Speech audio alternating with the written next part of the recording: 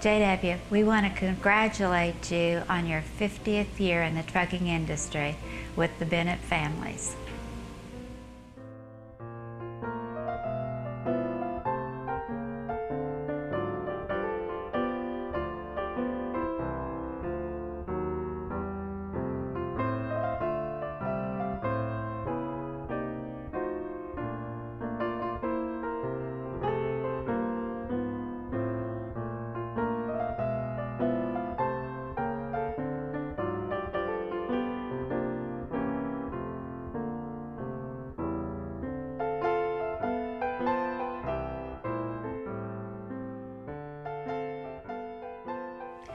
"36 years ago, when JD and I purchased George Bennett Truck Lines, J.W. Jackson worked for Mr. Bennett. And so we were fortunate enough that at that time J.W. came to work for us and hauled, I have no idea how many loads of sunshine cookies over the years.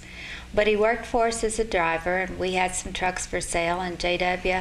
purchased one of those trucks. He worked to get that one paid for, and then he purchased another truck and became an owner-operator for us. J.W. has always been extremely hardworking, very dedicated, and very loyal. And we've always appreciated J.W. and all the many things that he's done for Bennett. And over the years, there has been so many wonderful memories of J.W., and I think we all have a lot of good stories and memories. And David, I know you've got to have a lot of memories of J.W. Do you have one you'd like to share?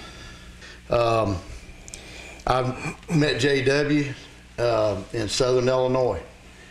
He come up there with a cookie van to move Brenda and Lisa and I from Illinois to Georgia. So that was the first time I ever laid eyes on J.W. And we've been good friends ever since. Really don't matter what you call upon J.W. to do, you know, personally or in business, he's always there for you. He's always pulled my trailers, flatbeds, step decks, vans, lowboys, RGNs, rollbacks, you name it.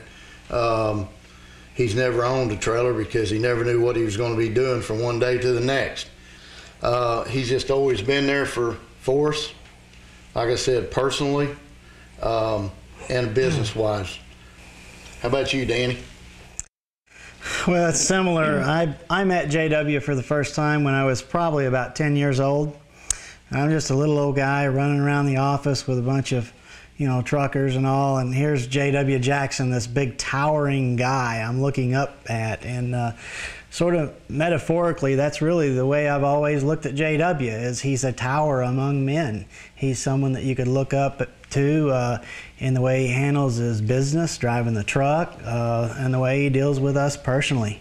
He's always been just an incredible guy to be around, a very unique individual.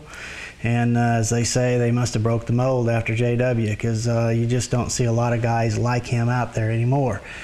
Bennett, what about you? Well, I think I kind of have a similar situation as Danny. The first time I met J.W., I guess I was probably like 8 or 9 years old, and all I could do was look straight up at him because I was so little, and I thought, he is the tallest man that I've ever known in my life. And but he had the kindest look on his face every time he looks at me. When I think about JW, I always think about just how loyal he is to us, and as a family, he's always been just a part of our family. And I know he meant a lot to my dad.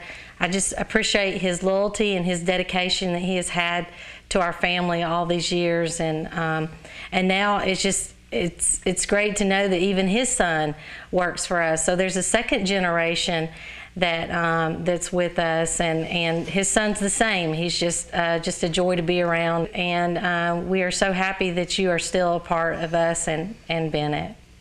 JW, we want to say from our family that we appreciate you and that we love you, and that we're just glad that you've been a part of us for this last 36 years. And you know, you'll always be my oldest son. I got one more thing, Mom. Oh, okay. I've got to ask in front of everyone to JW is, what about Mississippi? What's so wrong with Mississippi?